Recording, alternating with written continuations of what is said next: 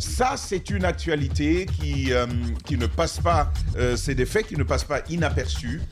Des enfants reprennent le chemin de l'école et ce n'est pas sans péril. Ce n'est pas sans péril, tel que cette image que la régie va nous permettre de voir tout à l'heure, de découvrir tout à l'heure, des enfants quotidiennement et à chaque instant mis en danger par les transports communs, parfois avec la complicité des parents.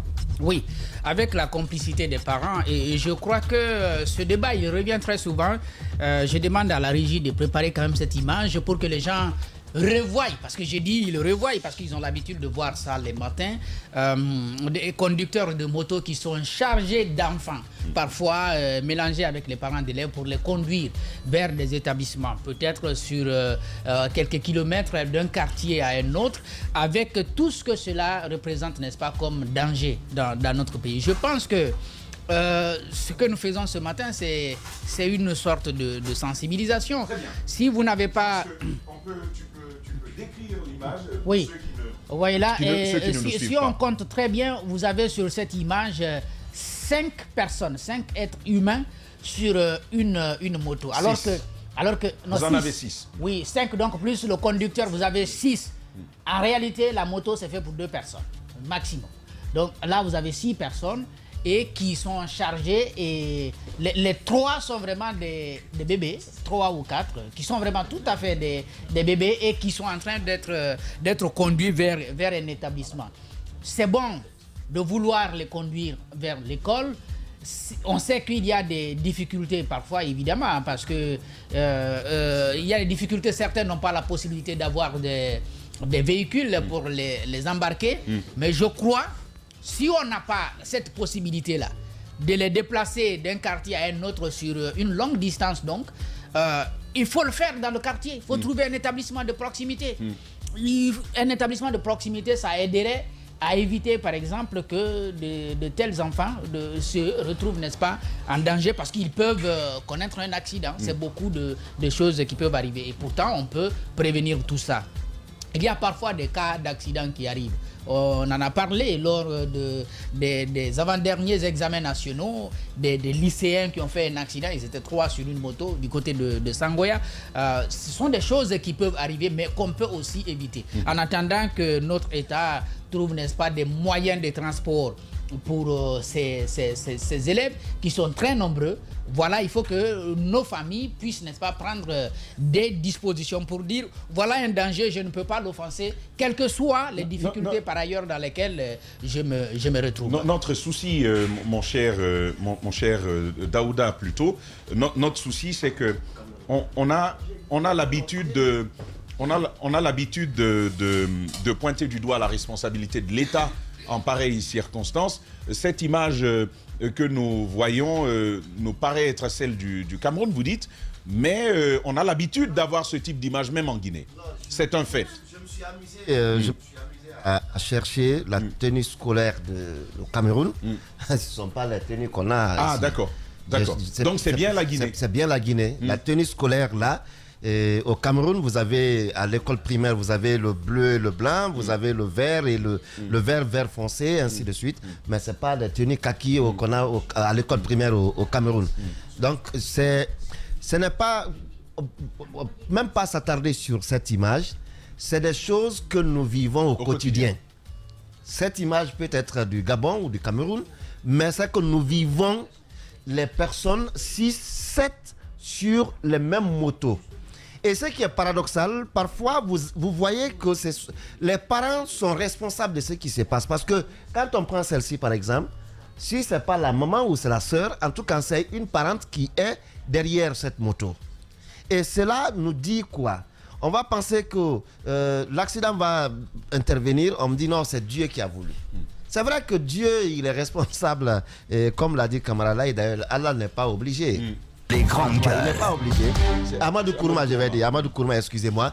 Amadou Kourouma l'a dit, Allah n'est pas obligé. Parce que lorsque vous-même, comme le dit un adage Soussou, c'est ici, j'ai percé mon œil, on peut comprendre. Mais c'est ici, je perce mon œil c'est que ça, c'est toi-même qui es responsable de cela. D'accord, d'accord. Voilà. Donc, moi, je me dis, aujourd'hui, il faut bien que les parents comprennent que on ne peut pas imputer cela à un manque de moyens. Parce que vous ne pouvez pas utiliser une moto comme ça si vous n'avez pas les moyens. C'est ceux qui en ont vraiment les moyens. La pauvreté n'est pas une excuse. Ce n'est pas une excuse. Et ça, ce n'est pas une preuve de manque de moyens.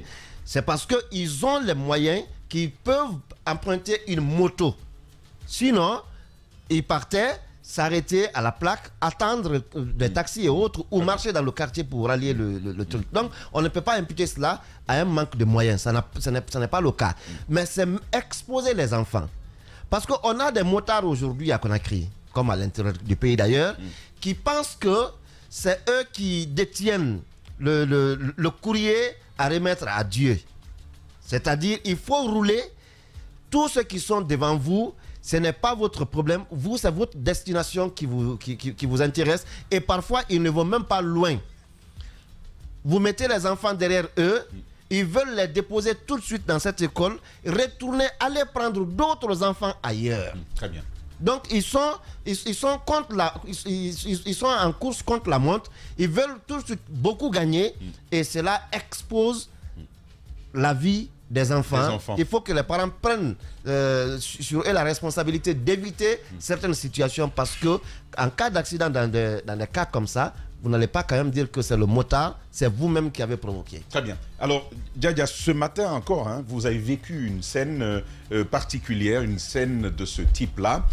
En Afrique, on dit que l'enfant n'appartient pas à sa seule famille. L'enfant appartient à la société. À la communauté, oui. Ainsi, je pose la question, quel peut être le rôle du citoyen, quelle responsabilité citoyenne, notamment en termes d'interpellation de ce type d'action? Je pense que moi, ce que j'ai vécu ce matin, en fait, la circulation à Conakry le matin, à la reprise des cours, c'est un véritable casse-tête. Déjà, en fait, sur la chaussée, un peu partout, vous avez des enfants qui vont à l'école.